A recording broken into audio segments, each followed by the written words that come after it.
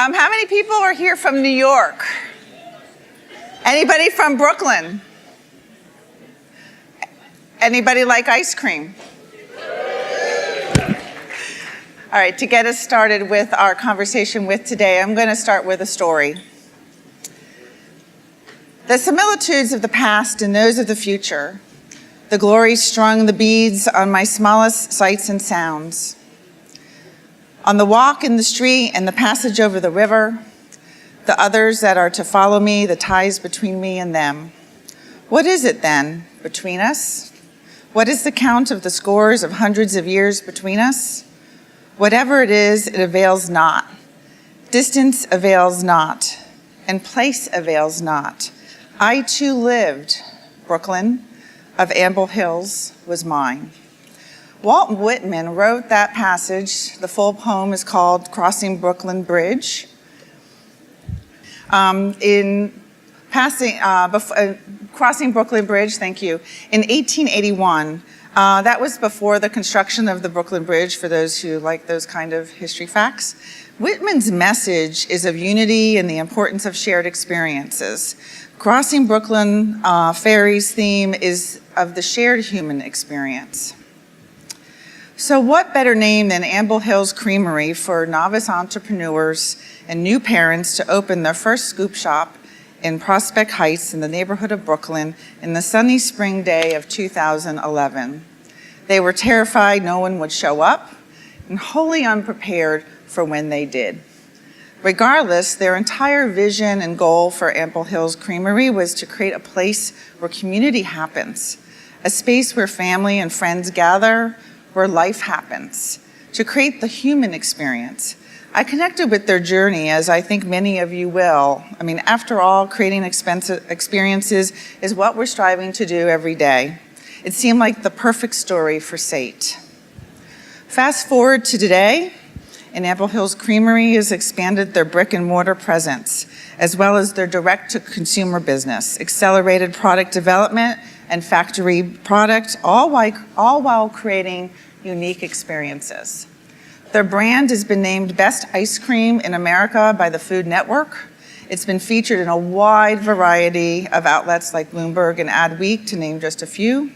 And their wildly successful business, a wacky and whimsical celebration of all things ice cream. And it all starts with story. So help me welcome to the stage Brian Smith and Jackie Cuscuna.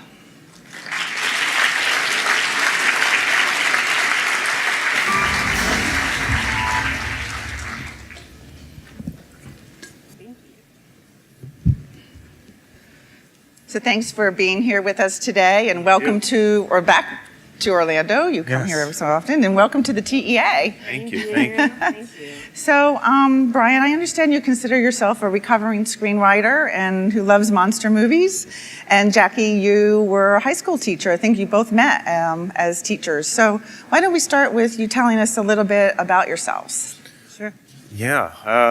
I started as wrote bad monster movies for Sci-Fi Channel. Do not look them up. Monster of the Week kind of things, giant killer birds. And I also produced and directed audiobooks and radio plays, and was always in that entertainment world and sort of hungering to tell stories and write stories, and had some moderate success, but was 40 when we opened the first ice cream shop, and only in hindsight now it seems like a midlife crisis that as opposed to getting a sports car, which I couldn't afford, we put our money into opening an ice cream shop, which we can talk a little bit more later. But long before I was a screenwriter, tried a short stint as a high school teacher, which is where I met Jackie. Yeah, so we met, that's right, we met in high school, and it really was my passion at the time, was to work with students who couldn't necessarily make it in a traditional high school, so I worked in an alternative high school and ended up teaching for many years in the high school that I actually graduated from, called City As School, which is like a Manhattan High School, where you're embracing New York City as a school, because every experience is a teaching and learning experience. And so that's what I did for the last 20 years. Until Brian was like, come on, let's open this ice cream shop. And I'm like, oh, that's fun. And Well, before you even opened an ice cream shop, though, you were making ice cream on your porch in the Adirondacks with family and friend. How did that all happen to be? Why were you doing that? yeah, so my family had been vacationing in the Adirondacks for over 40 years, the same cabin. It's a cabin community. And so it's a bunch of families that have been renting the same cabins for years and years. So we had a kind of a built-in community and a built-in testing ground.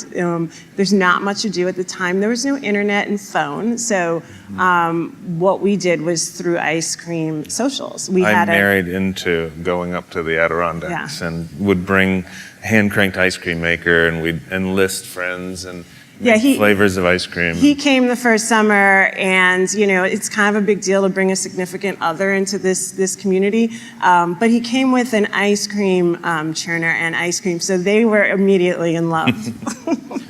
So we would test out recipes and flavors, but it was really a hobby. While I was working on screenplays and writing movies, but I kept finding that I was finding more creative fulfillment in this hobby than I was in the creative thing that I was actually doing for a living. I think at one point you actually were offered like this fantastic job, and you had to really decide, I know a lot of members in our audience, to go after sort of security versus your passion. Yeah, so our children, that's our son on my shoulders there. He was 1 when we opened the first shop, and our daughter was 3, 4.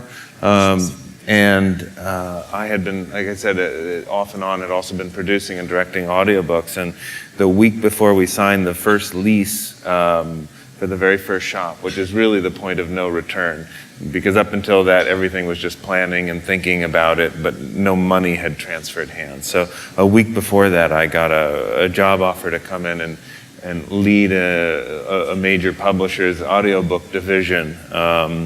And for about 24 hours, I took that job. I mean, I didn't tell them that, but in my head, I took the job because I couldn't see how I could realistically throw our life savings into an ice cream shop that we had no background to do. To Jackie's credit, she, was fighting for the ice cream shop and not for me to take the safe job. But So tell us about the ice cream shop and some really amazing stories here in those first 4 days and all the things that happened afterwards.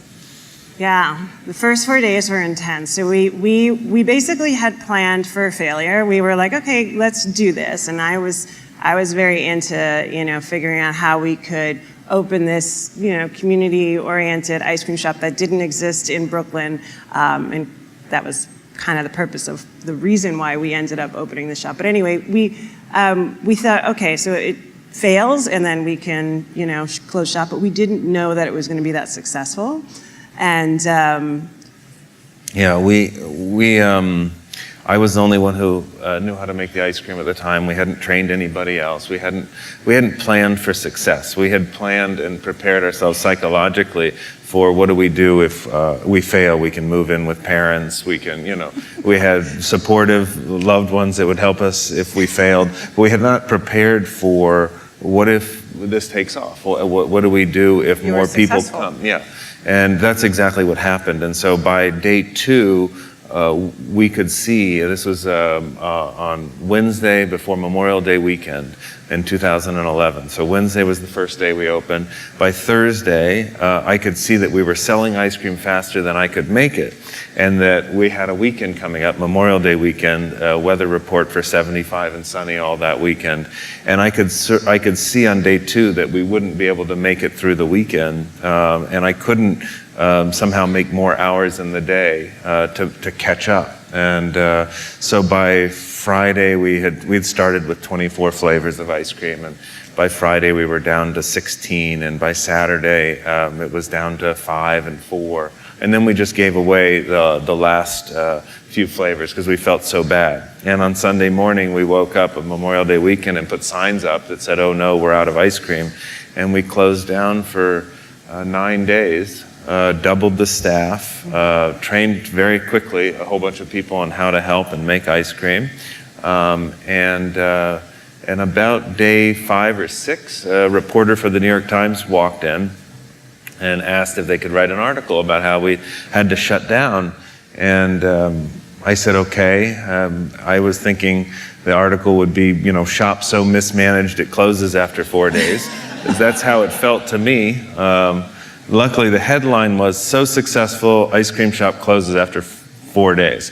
And so that was the first time we were able to go to sleep at night and feel like, okay, we're going to have a second chance. You're going to be a success. People are going to give us a second chance. Maybe not a third chance, but a second chance. And so that really helped cement a reputation. And now every year on Memorial Day weekend, at that shop only, we do what we call a sellout celebration, where we start with 24 tubs of full ice cream, and as each flavor sells out during the day, the price drops until the last 4 flavors are free, and we just give away ice cream from 8 o'clock on at night. It's just a way to thank the community and help honor those roots in that story.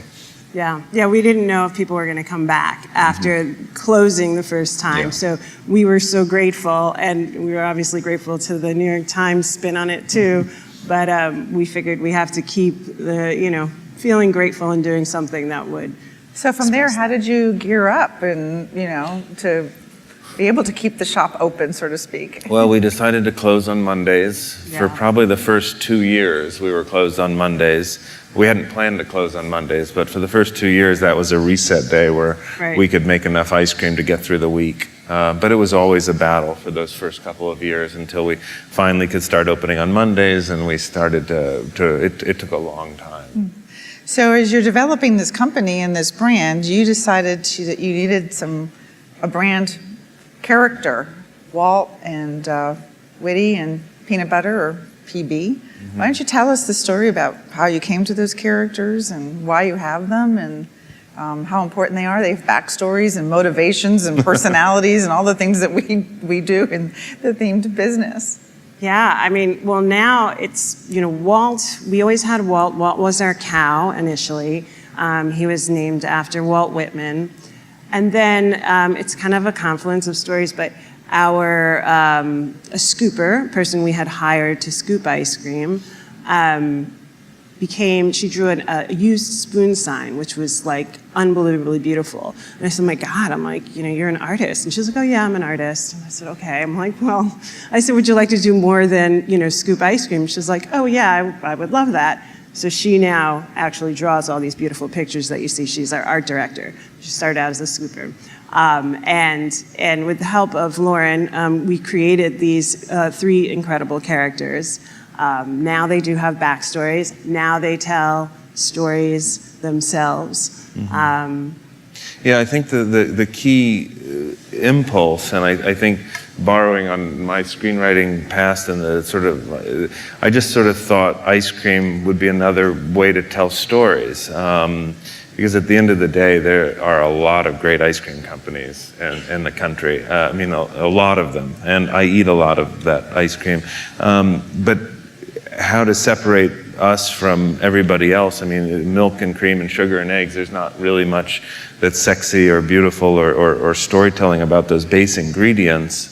We wanted to create these characters, Witty, the chicken, and PB the pig, to help us, like the Muppets. Kermit the Frog has his own personality, but Kermit the Frog plays different characters in different Muppets movies. Miss Piggy, the same concept here applies. We created these characters to help us tell different stories around different flavors and that kind of thing. Well, tell the audience, Walt the Cow, he's earnest and foolhardy and maybe a little gullible. Yeah. He has blue eyes and loves naps. Yes. Yeah. Tell us about Witty.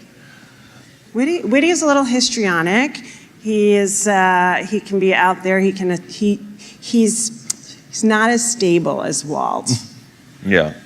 And PB, he loves peanut butter so much. So every peanut butter flavor we've had, and we've had maybe 10 to 12 different peanut butter flavors, all has PB as the center of, But he doesn't like taking long walks.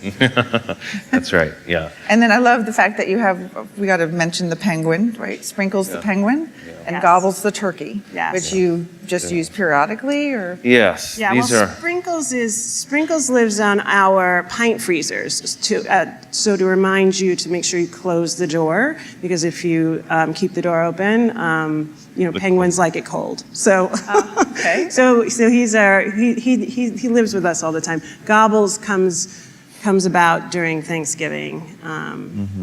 Right, specific to that. Yes. Now, I know we're getting close to lunch and we're getting hungry, but we're going to talk a little bit about ice cream. And I know everything is the stories, how you come up with your stories. We'd love to hear about. So for every scoop shop, that you have a specific story. They create an ice cream for that specific region. So we'll have to hear about Orlando's. Crazy names and ingredients. So breakfast trash, stout and pretzels, no more monkeys jumping on the bread. Some really intriguing stories. So where does that come I think from? again the desire was, of course, we have vanilla and chocolate. And, we have cookies and cream. So we have some of the standards that people expect when they go into an ice cream shop. But the things that we consider our signature flavors, we really wanted to be able to, instead of start with flavor, start with story. So we often think about a story that we want to tell about an area or a region or an idea or a book or a movie, and then we start to think of the flavors that can support that story. The flavors just being beat points in a narrative or a story if you were writing a script or a screenplay. So, for example, we have different shops, and so our shop on Vanderbilt Avenue in Prospect Heights in Brooklyn tells the story of Cornelius Vanderbilt, who's the street is named after. Cornelius Vanderbilt started life as a ferry boat captain. So that flavor is called the Commodore, and it tells his life story in an ice cream flavor. So, there's honeycomb candy that's gold, so it looks like the gold that he paved the streets with. And then he's apocryphally credited with the invention of the potato chip. It's a pretty funny story you can look up about the invention of the potato chip. So it has chocolate-covered potato chip clusters in it. In Orlando, for the shop we have over here at Disney, the flavor's called Sally Sells Seashells. Sally Sells Seashells, and it's an orange, marshmallow ice cream orange, obviously the orange groves of Florida. I grew up in South Florida, and so it's orange, and then there's chocolate, sea salt chocolate seashells in the orange ice cream, right? Mm-hmm. So. But then you've also had some failures, like Walt in the Sky with diamonds and beer munchies. So what was it about that failed? The beer munchies. Really? Are we going to talk about that? Well, because we all like to talk about failures too. The beer munchies. There were a couple people that liked that. It was, I thought, how beer and cheddar go together? And beer cheddar soup, and apples and beer and cheddar go together. You dip apples into a cheese and beer fondue, but ice cream and beer and cheese and apples. This didn't work. Yeah, so we had an apple lambic ice cream, like an apple beer ice cream. Apple lambic. And then we took cheese nips and cheese crackers and cheese pretzels and tossed them with butter and sugar and crushed them up and made that as the mix-in in the ice cream. It didn't really work. And you just did a pop-up store in New York for Fashion Week, where now you had Baby I Was Churned This Way. Was that a new one, or would you brought that back? We do that every year. We do that every year. We do that for Pride Month, for June. We do that every year. That flavor was such a great flavor and such a great name. So that one of the things we like to do also is just involve people in our naming process. So that was one where we did, I think it was an Instagram naming contest for this flavor that we had already created, but we wanted to come up with a really creative name about it. Interesting.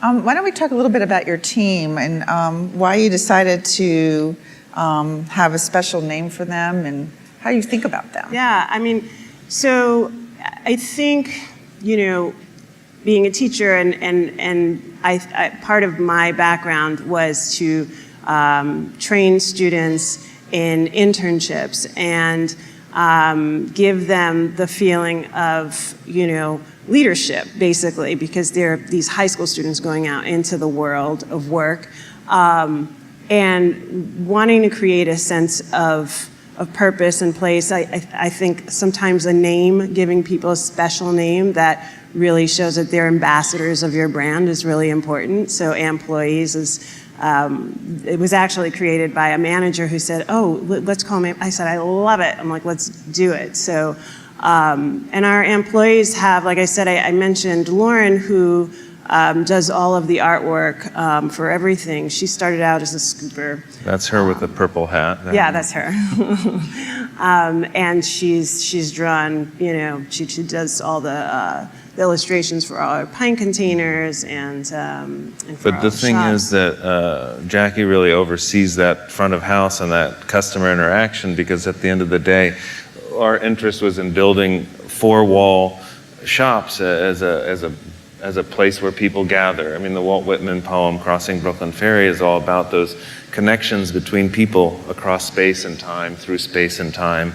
And, in order to do that, the staff can't be bored. The staff can't be playing on their cell phones. The staff can't, be like, yes, I'll get you a scoop. I mean, it's hard work scooping ice cream, but to be engaged and have a sense of joy of doing it is something we're constantly working on.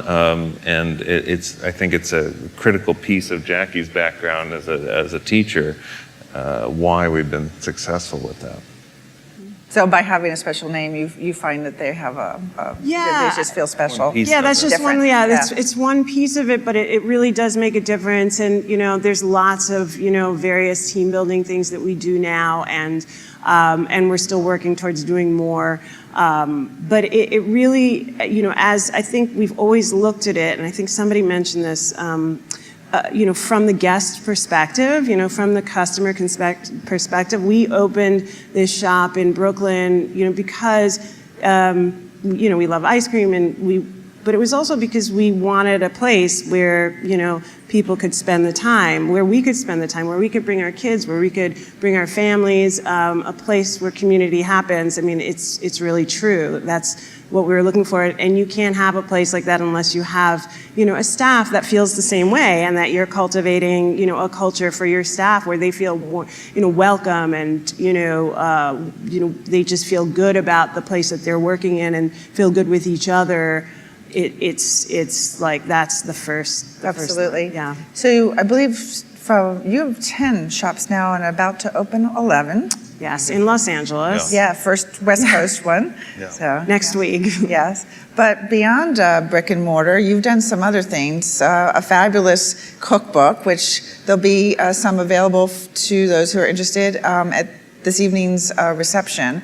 But it's, again, because you're so connected to experiences, there's so many phenomenal stories, there's games, there's interactives. What was the thought process behind all this? Yeah, I mean, I think with our book too, we felt like there's so many cookbooks out there, and we wanted ours to be fun and interactive and an experience. Again, I think we both had backgrounds in really feeling like we want to create experiences for people, because those are, and somebody else mentioned that yesterday or today, that those are the things that stay with you.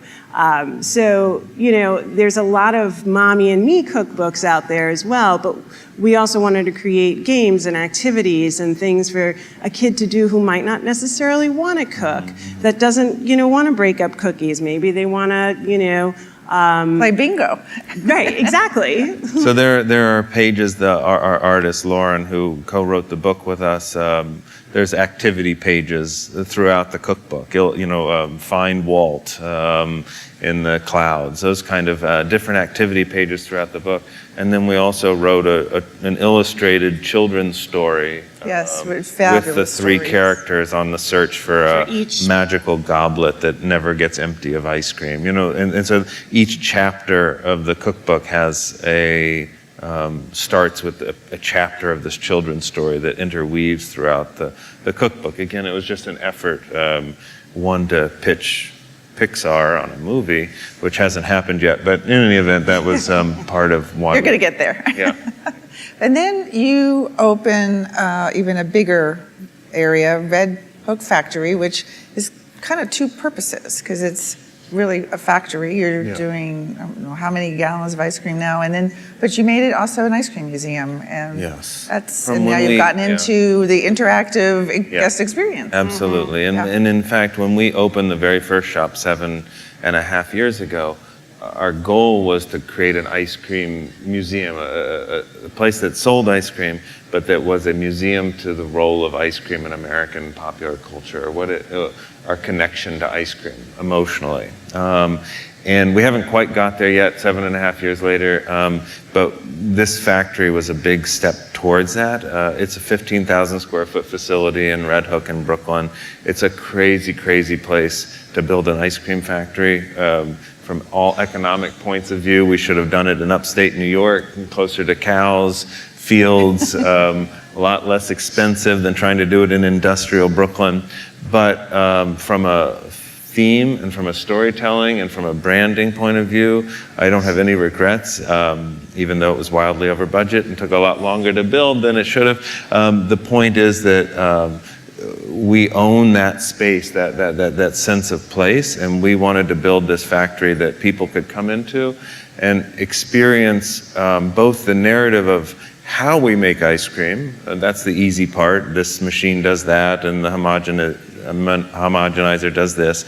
But more about why we make ice cream and the connection to its to your own childhood. We think of ice cream as a time machine, a portal to like a feeling of joy and bubbles and just the sense of euphoria that you feel as a kid. And so that's the connection to ice cream. And so we wanted to build interactive, and there's interactive displays as you go around a giant three-dimensional map of Brooklyn, which is what you see there, complete with a working trolley, a Brooklyn trolley that goes across, and the Brooklyn Battery Tunnel that kids can climb through. So it was all designed with that in mind. About how long is that experience when you go there? It's sort of self-guided, so you can spend 15 or 20 minutes or a couple of hours. But at the end of it, there's a giant magnetic scrapbook that looks like a big storybook, and there are cards where we invite people to write about their favorite flavor or flavor they want to have made, sign their name, and then we collect them. And our idea is that we're going to make them once a month. Yeah. So Happy ice cream. And how much ice cream are you making there now? We just came online about 5 to 6 weeks ago. The capacity will be for about 500,000 gallons annually. So the goal is for that to take us through the next 5 to 7 years as we become a more national company and be able to move. Right, because now you're starting to go beyond just scoop shops. That's right. So, so I know something that's really near and dear to a lot of the folks in the audience is working with intellectual properties, and I think you're working with some of the most biggest and challenging between Lucas, Disney, and Marvel. I don't know if anyone had a chance to catch. You just did in celebration of Star Wars and The Last Jedi. There was 3 limited editions, First Order, The Resistance, and The Force. And it was just a couple weeks ago, you launched a line for Mickey's 90th birthday. So I know you've got some really interesting stories to tell us about how you approach your work with IPs. Well, so I guess first, if you hear this little ice cream shop that's working with Star Wars, Mickey Mouse, and and Marvel, which we can talk about in a little bit. The first question is, how on earth did that happen? And we were just very fortunate that when we started shipping ice cream direct to customers, maybe in 2014, we started, anybody can order ice cream in the country, and we ship it on dry ice to your door. Maybe on day 2, we saw an order come through from Bob Iger at Disney. And it was like, that's odd. And so we sent him a copy of the cookbook. Our artist drew a drawing of Mickey Mouse wearing Frozen. Mickey Mouse wearing an Ample Hills t-shirt next to our cow wearing a Frozen t-shirt, arm in arm. And we sent that off to Bob. And about 3 days after he got the ice cream, he emailed me and just said, I've had ice cream all around the world. Your ice cream is amazing. And if there's anything at all I can do to help, let me know. Maybe Ample Hills at Disney, Bob. And so that was kind of a moment that changed everything. First of all, it took about a half an hour for us to catch our breath and then we weren't sure we believed it, right? Yeah, right. Like, this has got to be a joke. But I grew up in South Florida and went to Disney 2-3 times a year. It was Jackie didn't go until I dragged her, in our 40s. But it was the first moment, I think, that crystallized all of these things that now, I hadn't set out consciously to sort of use storytelling to the extent that we had. But I think that clearly what Bob saw was something that we had ingrained in it from the beginning. And it was in large part because of my experience going to Disney. When you go to Animal Kingdom, for example, and go on the Yeti ride there, from the moment you're standing in line for an hour and a half, there's a story that you're being told. You're immersed in a story. It's at the end of the day, it's a roller coaster, but it's certainly not just a roller coaster. It's an entire narrative and a story. And I think Bob clearly saw that in the brand, and he liked the ice cream. But so he's since visited the shops. We visited with him. That led us to opening the store on Disney's Boardwalk. It led to us doing the Star Wars for Episode 7, then more ice cream for Episode 8. And then he said, hey, Mickey's 90th is coming up, let's do that.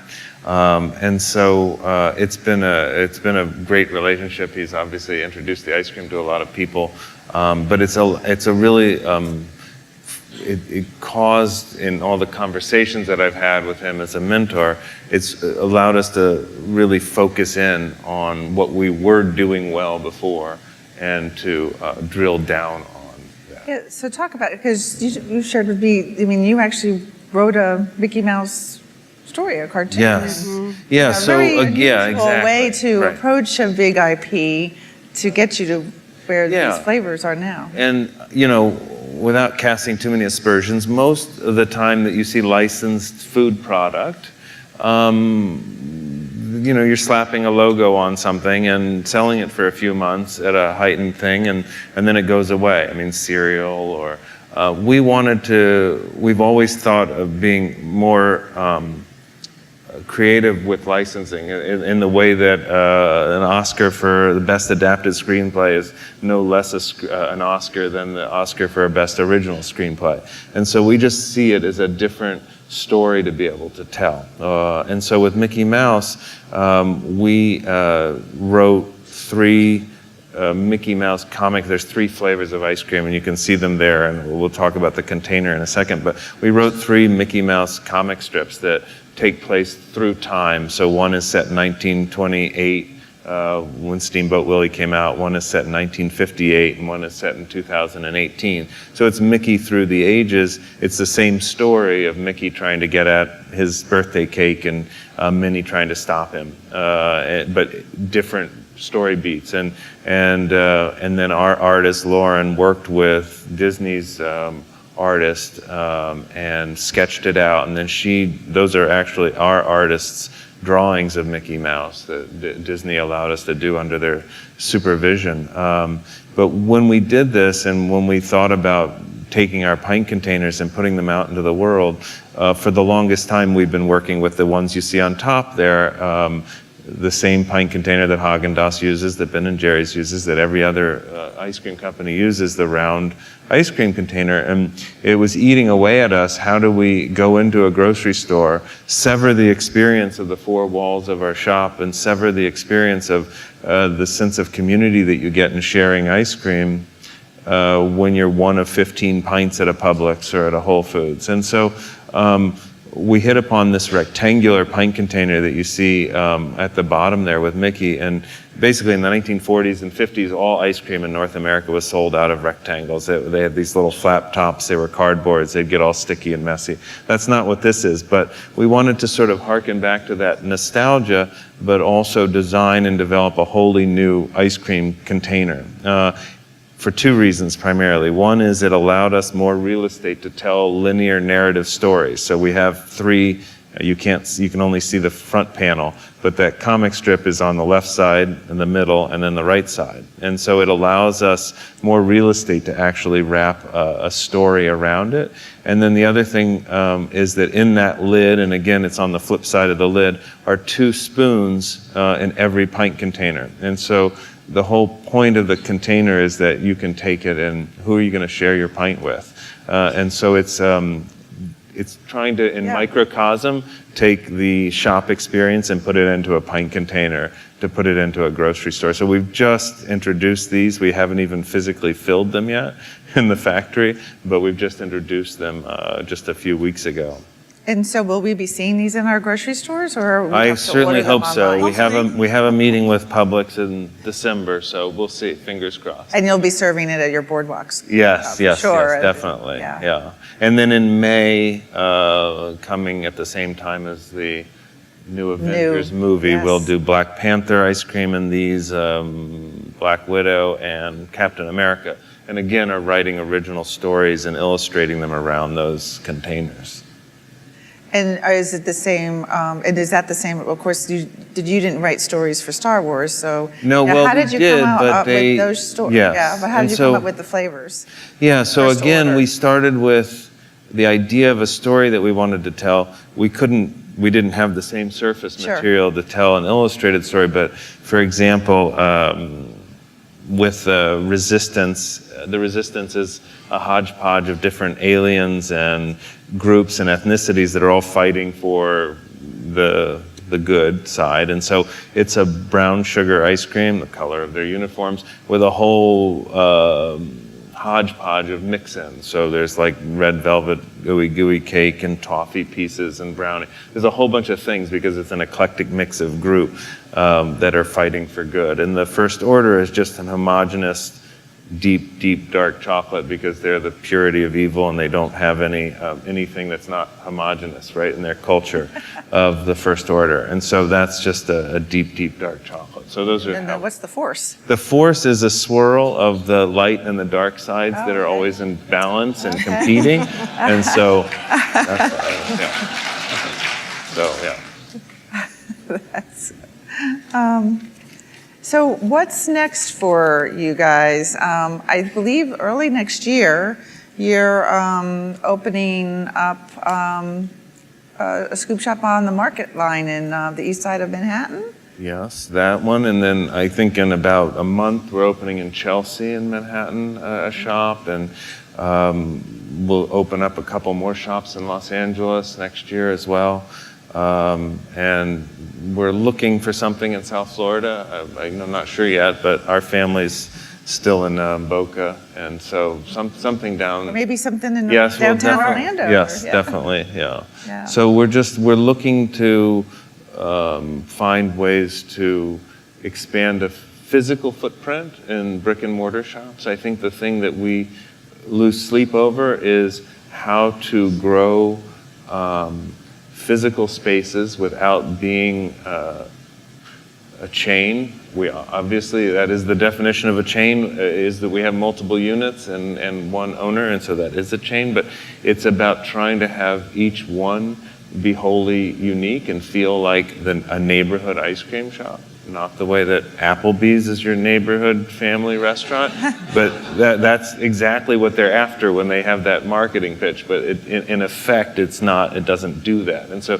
what keeps us up at night is what parts of an Ample Hills experience are the things that you want to go into if you go into one in Texas or in Brooklyn, that you want the same product, but what are the parts that should feel of a place and of the place that you're in. And so those are the things that we constantly are thinking about now as we're growing more nationally. Any other IPs you're going to be working with that you're allowed to tell us, or it's all top secret? Things that we want to do? Or things you want to do? Yeah, the biggest one I want to do is Sesame Street. I'd like to do Oscar the Grouch ice cream. Yeah. But no, Frozen. we have some things, Frozen, I think would be really good. That would be a natural fit. Yes. That comes out in November, That's right. Of next year. Yeah. Frozen So, 2, next November. Yep. So that would be on the list. But nothing outside of Marvel, we don't have anything on the books yet. And do you find working with Marvel versus Lucas versus Disney the same, or were there differences? Or No, surprisingly, they're all very different. Mickey was very different experience than working with Lucas. I mean, there are obviously some similarities. The legal departments are all the same. Yeah. But the people are all very different. Yeah. And do you think they approach their storytelling differently, or the same? No, I think that is still very. It's clearly. That and Bob's interest is clearly Helps. why. Yeah. Bob's interest has helped, but at the end of the day, I'm not working with Bob individually on Black Panther ice cream, and so the teams are really interested in those stories, and that's why. And now we, are talking with the folks at Nickelodeon about something, and so people now see what we're doing, and I think they're intrigued at a new way of thinking about licensing. Because I think licensing has a lot more that it can offer. But you control the making of those ice creams, right? Yeah. Oh yeah. Yeah. Is there anything else that you would like? We're going to open up to questions, but is there anything else that you'd like to share about your thoughts or that we haven't talked about? I think so. I can't think of anything. Can't think of anything? So we have people out there with microphones. Just stand up if you would. We do have a couple of, should we talk about what they're going to have later? Yeah, I'm sure they would love to hear about your flavors. That we're going to be serving some ice cream as your dessert for lunch. There we go. So we have, maybe we should have served it before, then you'd have paid more attention. No, we have our cookies and cream, and then we have our ooey gooey butter cake. Ooey gooey butter cake is, if anybody's from St. Louis, is a St. Louis tradition. It's a dense, buttery, cream cheese-filled cake, and it's in a vanilla cream cheese ice cream. It's really over the top, sweet and fatty. So have that one. It's our most popular flavor by far. Yeah. So nobody's going to eat lunch. We're just going to go straight for the dessert. Any questions? Yeah. Stand up, would you? Sure. Is it on? Yeah. Hey, so two-part question. What are each of your favorite flavors you've created? And what was the one flavor that was the most off the wall that was wildly successful? What was it's a little hard to hear you. Oh, I'm sorry. It's a little okay. better? Oh, that's All right. much better. Thank you. What are both of your favorite flavors? And what is the most off-the-wall flavor that you created that you didn't expect anyone to love that was wildly successful? Favorite flavor? Well, I can tell you my favorite flavor.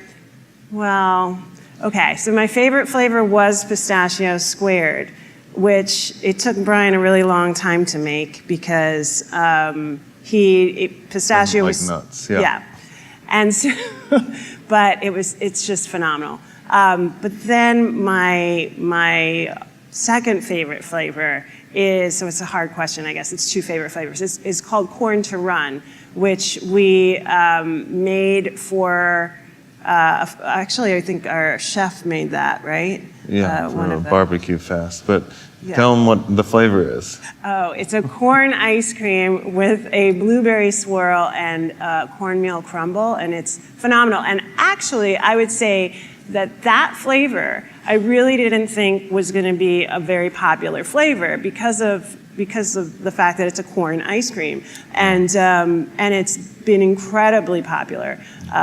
We're not making it right now, and continue to get requests for it.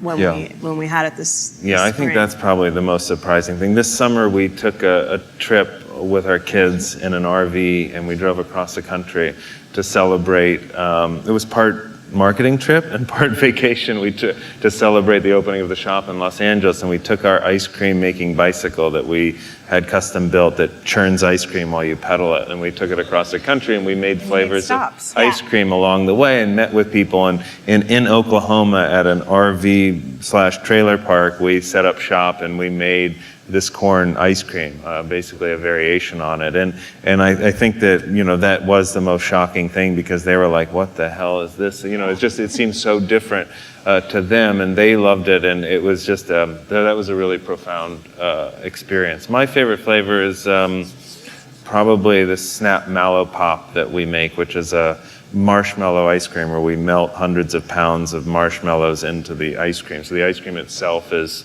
maybe 30 to 40% by volume melted marshmallows, refrozen. So it has a very different texture. That must be tough to eat. Yeah. And then with a homemade sort of a Rice Krispie crumble. It's sort of an inverted Rice Krispie treat as an ice cream. And we have a marshmallow. The Disney is a marshmallow, orange marshmallow flavor. So you could try that. Hi. My little section here is all here from Nashville, us two currently being Vanderbilt students. So we all kind of perked up when you said the Commodore. So obviously there's more nuance than, we made a flavor called the Commodore, we should open a shop near Vanderbilt. Mm-hmm. So what made you look, for instance, at Los Angeles and say, that's where we want to open? And then within Los Angeles, what made you see a location there and say, this is the spot where we want to open our shop? Yeah. I think that Los Angeles as an idea probably came in large part out of the conversations that I would have with Bob Iger, in terms of being this massive media center for in the country, and we were in New York, and I just felt operationally and logistically, it's a challenge to go 3,000 miles across the country and open a shop. But if we can make it work, it establishes us on two coasts and the two biggest media centers. And so that seemed really important. In terms of finding the actual spot, we're opening in a neighborhood called Los Feliz, which is great. And it's a 100-year-old bungalow cottage that has its front yard and Adirondack chairs and a deck and a porch swing. And so it was really important that we not go into a mall setting or a strip mall setting or a big glass facade of a modern it needed to feel again like lived in, and it especially as the flagship shop there. And we also do ice cream socials and ice cream cooking classes and ice cream birthday parties. And so we needed enough physical space. The vast majority of ice cream shops in Los Angeles, of which there are many and many, many good ones, Jenny's, you have that in Nashville, yeah, is a couple blocks away from our shop in Los Feliz. But they don't have seating and they don't have any kind of space like that. And so again, for the idea of community, we needed to be able to have physical space. And so it took us a year to find the right space, but this house is definitely it. So definitely a lot of thought goes into a space, especially when it's the first one in a new market. Hi, you two. So two things. First, Burbank needs a really good ice cream place. So if I can give you that suggestion. Burbank, yes. Okay. But secondly, so SATE focuses so much on the technology side. So I'm wondering, through your process of starting with this tiny shop into this huge corporation. Were there any technology challenges or innovations that you've experienced that have helped you along the way, or innovations that made you the success that you are today? Was there anything? I Well, mean, you went from churning ice cream Churning- yourself to Yeah. that's Well, a big, the big jump equipment right for there. sure. yeah, from an equipment point of view, Yeah. I mean, we started on one small, what's called a batch freezer, which is a machine that you pour mix into the top of, and it basically operates like a hand-cranked ice cream maker, but with a power cord. And it's how most mom and pop shops that make their own ice cream make ice cream. 5 weeks ago, we brought online our factory, which makes ice cream in a wholly technically different way through what's called a continuous freezer, which means it's more like a Lucy and Ethel thing where the ice cream is flowing through the machines, and if nothing is there to catch it, it just goes onto the floor, and it's ongoing. So it actually makes a better ice cream, a smoother and a creamier ice cream, but so we've had to completely reinvent and rethink how we technically make ice cream as we grow, and try to make sure that the product stays consistent and or improves. But even in improving, sometimes it's not consistent, and therefore is a challenge for people. Yeah. The last thing you want somebody to say is, "Oh, that Ample Hills is not as good as when there were only a few," and that's a constant challenge. There's a lot of other technical things that, luckily as CEO, I'm not in the weeds on, that we deal with, because when we started, I was carrying the money over from the shop in a paper bag to the bank and depositing it. And now we have, there's a lot of software systems that we use, and banking systems that our financial director oversees, and we're working on POS systems that interact between the different shops, and those are technical things that we're trying to still research. And how do you approach social media and your marketing and?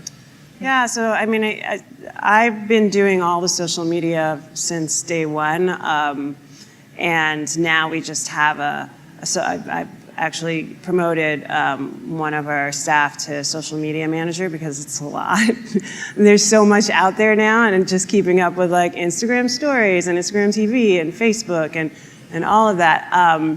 It's also very authentic for us. So, most of the traction we've gotten has been based, I think, on just, capturing what we do and who we are, and getting we have influencers that are excited about our ice cream, but we don't pay them. I mean, but they are excited because they've had it. So it's, growing and expanding is it's in some ways a lot easier with all of the different channels that are out there, because we can disseminate information a lot easier in some ways. Any other questions? Yeah, I see a bunch. Um, Can you stand up Yeah. so we can It see seems you? like you guys are expanding fairly quickly. Are you guys planning to continue making ice cream in-house, or move to co-packers as you expand? Good question.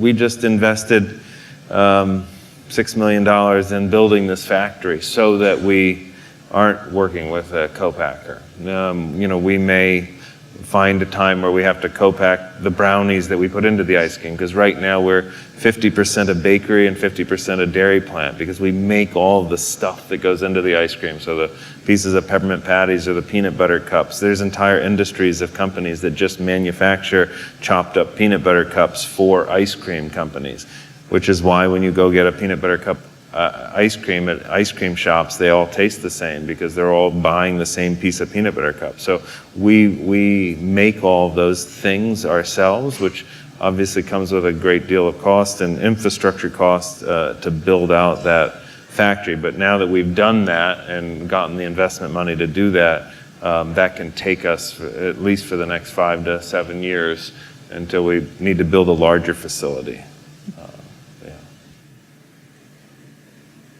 Over here, stage left. Way over here, way on the side. Hi. Hi. So it's been really fascinating to listen to how you've managed to take your flavors and ingredients and really turn them into that story.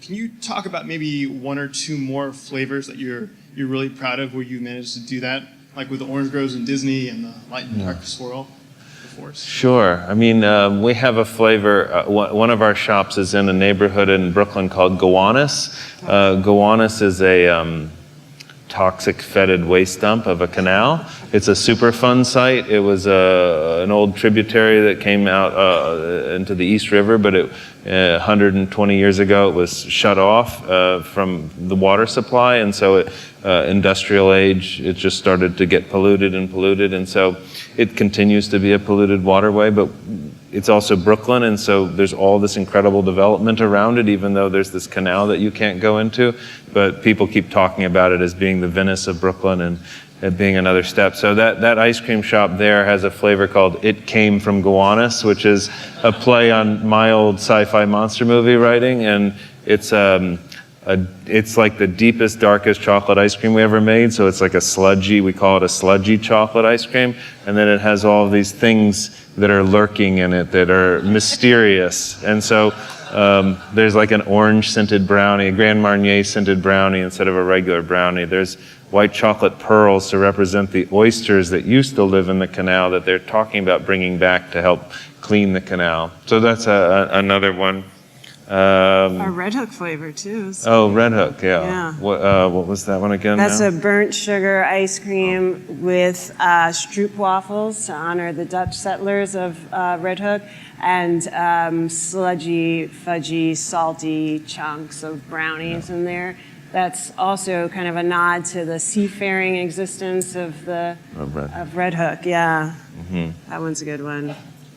We have to come up with a Chelsea flavor, I just realized. Yeah, we do. Shoot. I was just wondering, we talked about Fashion Week, and what's your thinking about pop-ups, and how often do you do it, and, We haven't done it a lot.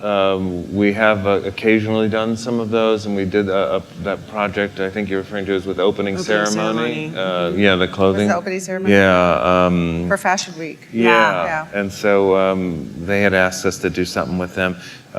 It's tough. A pop-up is more of a challenge. We don't tend to like a kiosk type structure because a kiosk type structure is about a transaction.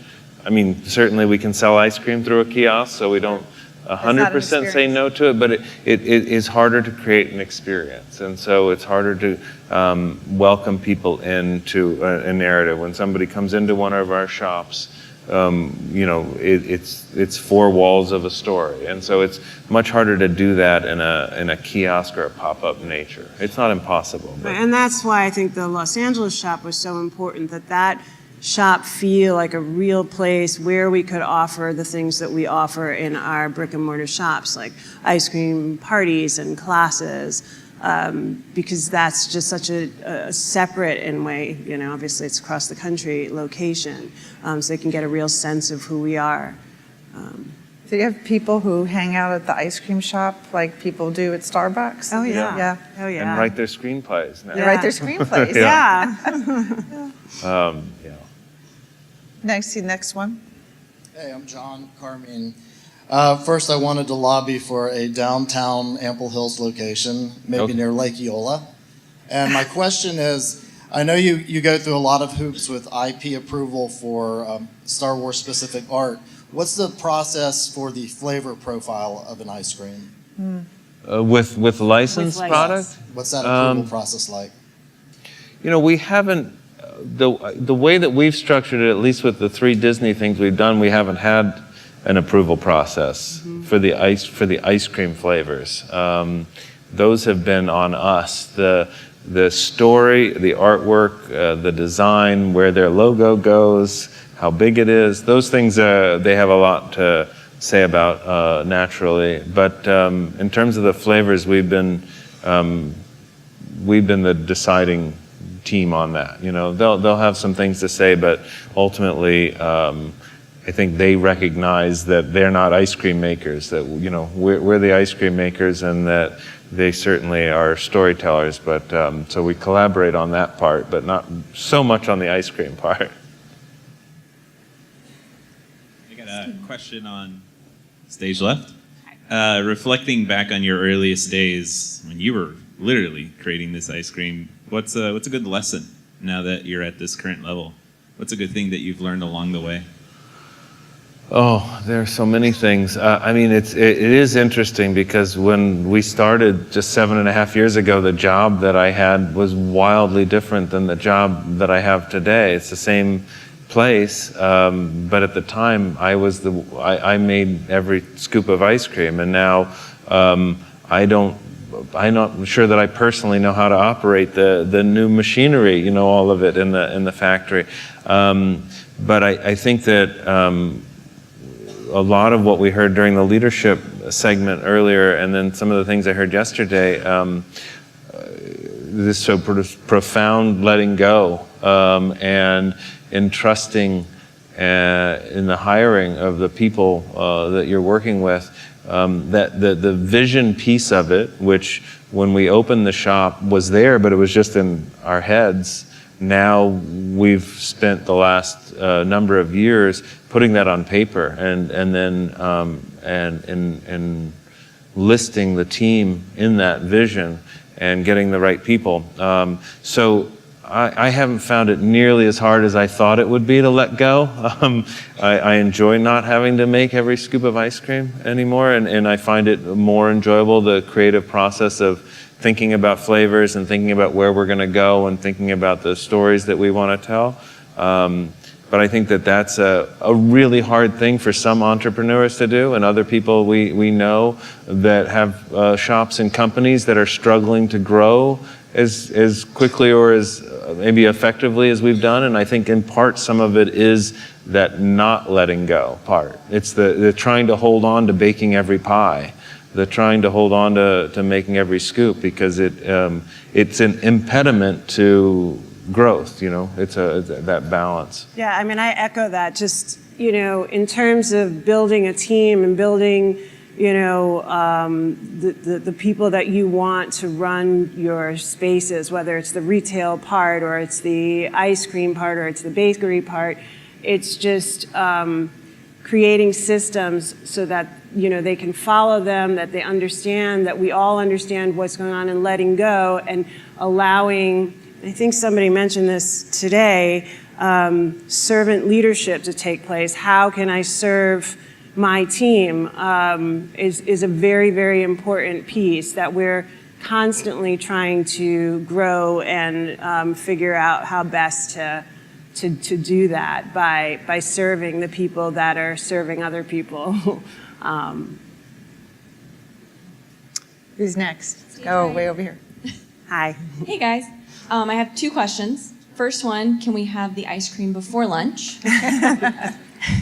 Yes. I heard a clap.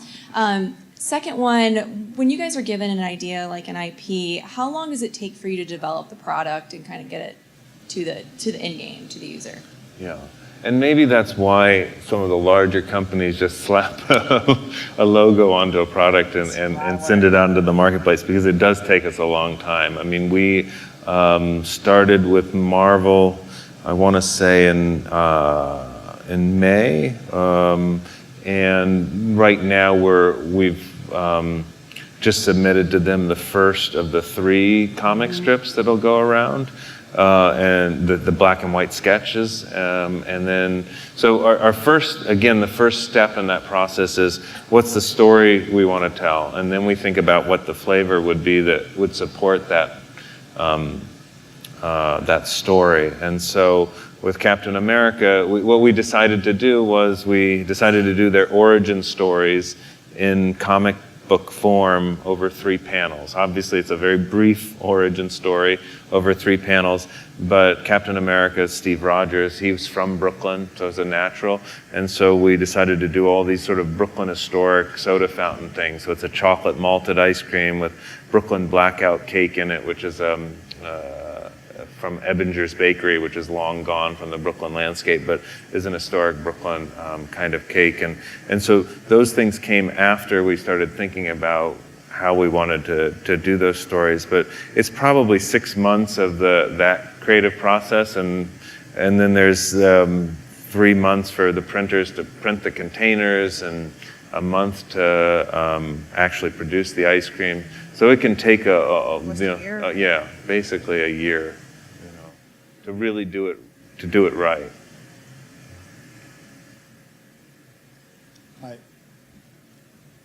Hello? Okay, Hi. cool. So, hi, I'm James. I'm from LA originally, and I already told my mom that you're opening a site. She's super excited, can't wait to go. But I was wondering, if you can you tell us an example of an LA-inspired ice cream that you're making, and what part of LA inspired that flavor? And then I guess I have a second part that might be answered in the first, but when you go to a market as big as LA and you set up shop in Los Feliz, which is a much smaller part of LA, how much, when you're determining these flavors in that community feel, how much do you look at LA as a whole versus Los Feliz as a smaller community? So I think that's a great question. I mean, LA is huge, and so and the other thing that we've learned about LA is that people don't necessarily travel from one part of LA to another part of LA. They tend to stay in their area. So people had suggested that we choose a shop on the west side and that we find a place, in Venice or somewhere a little bit trendier than Los Feliz. That was fine. We looked, but this was the space that we kind of fell in love with, that felt very Brooklyn to us, and we were a little trepidatious about opening in a new, market so far away. So we wanted it to feel really good. Los Feliz, the idea behind creating a flavor in Los Angeles is that Los Feliz is going to be one shop and one flavor in a neighborhood, and then there's going to be something vastly different in another place. Yeah, just like in New York, we have nine or so shops in Brooklyn and Manhattan and Jersey, and they all tell very hyper-local stories to a neighborhood or to a region or to an area. So in Los Feliz, the flavor is called Beneath Las Estrellas, and basically the area is the history of it is Mexican American, Spanish American. Yes. And so it's a horchata ice cream, and then we had the Griffith Observatory sits right above the shop there, and of course there's the Hollywood stars as well as the stars. So Las Estrellas, and so there's white chocolate pearls that represent the stars, and then Milky Way swirls of dulce de leche in the horchata ice cream. So when we do a flavor on the west side, it'll be hyper local to that thing. Again, it's one small piece of the shop. It's not everything, but it's again just an effort to create a sense of place and earn the trust of a new group of people that we need to obviously excite. I mean, in some flavors, like we opened a shop, our first shop in Queens, in Astoria this past summer, and we opened up the flavor name to the community and asked them to help name it. And it's called Nectar of the Queens. I'll just tell you what it is. It's a salted honey ice cream with pieces of baklava and galaktoboureko, two Greek pastries that honor the neighborhood, which is a Greek neighborhood, and we wanted to ask the people of Astoria what they thought a great name would be. And so this was, I think there was 455 submissions on Instagram, and then we chose one that we thought was great. So, did they get a lifetime of ice cream? What? Did the winner get? Maybe a couple pints. Yeah, a couple pints. I think we have one or two more And questions, the honor. and then see a lady right here in the back, or right here. Hi. Are the hyper local flavors more popular than the other standard flavors that are in all of the locations? No. Yeah, it all depends on how good the flavor is or how popular the flavor is. Yeah. We don't focus group stuff, and so some of them are like It Came From Gowanus is really good, but it's so specific. I also forgot to mention there's salt in the chocolate, so it's a salted dark chocolate ice cream. So some people just go crazy for it, but it's a very specific kind of flavor. It's not like a crowd pleaser like ooey gooey butter cake or cookies and cream. So we don't, because we have 24 flavors in the cabinet, I never worry about any one flavor being the flavor, because we have enough flavors that can be the flavor. So there's less pressure put on that. It's more of there's less pressure for us, but we do get pushback from like the plant manager who's like, oh, he's like, these aren't the most popular flavors, and you know, it's difficult to make. And we're like, okay, well, it's still, you know, again, when you grow, you know, people want to kind of simplify things and create systems that are easier. And yes, we definitely need to constantly be thinking about that. But at the same time, the things that are the creative and community-oriented pieces that make the brand so special, we never want to lose. So we're not going to bend on something like yeah, an interesting anecdote. Our brand new retail director of retail came from Shake Shack, and we spent a lot of time studying Shake Shack and talking with Danny Meyer, and a number of times I've met with him. And one of the things that our director of retail that came from there told us is, you know, Shake Shack has made an effort to have each Shake Shack feel of a place by having a flavor of a concrete, or the ice cream, a custard, be specific to that area, or a local beer, or a local chocolate bar. But he was talking about how across Shake Shack, they would change out the custards. They had a flavor of the day for a while. Then they decided there was no way they could operationally, logistically keep doing that as they grow. So they got rid of that. Then it was a flavor of the week, and then they couldn't do that anymore, and they had to get rid of that because operationally, logistically, as they grew. So now I think it's one flavor of the month that they swap out, and then actually I think they couldn't do that, and so now they make a milkshake of the month, which is just taking some things that they already have and they change them out. So those are each one of those is, you know, is that something that's going to make Shake Shack not worth what it was? I don't know, but each of these is a little cut. And at what point do those cuts add up? You know, that death by 1,000 cuts. And so for us, it's just, because we hear it internally, like, you know, operationally, I can't make you 40 flavors every week. You know, I can't make you 50 flavors. What are we going to do when you have 50 shops? You know, and so we're constantly working out those things, but anyways, they'll have to remove me before we stop making those flavors. I think we have time for one more question, if there is one. Or if there's two, we'll do two. Or none. That's it. I don't.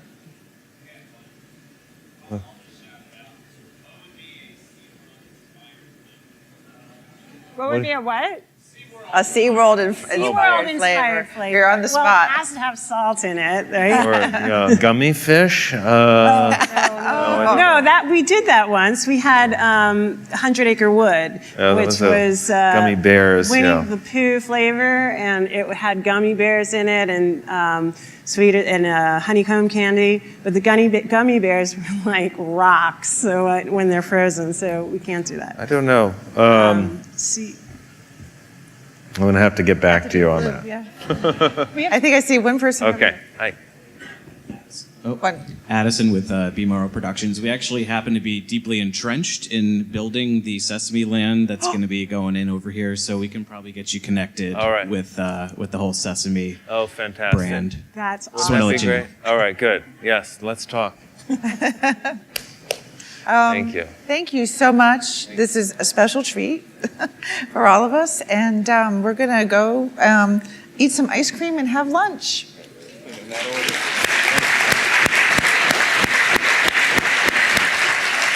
Thank you so much.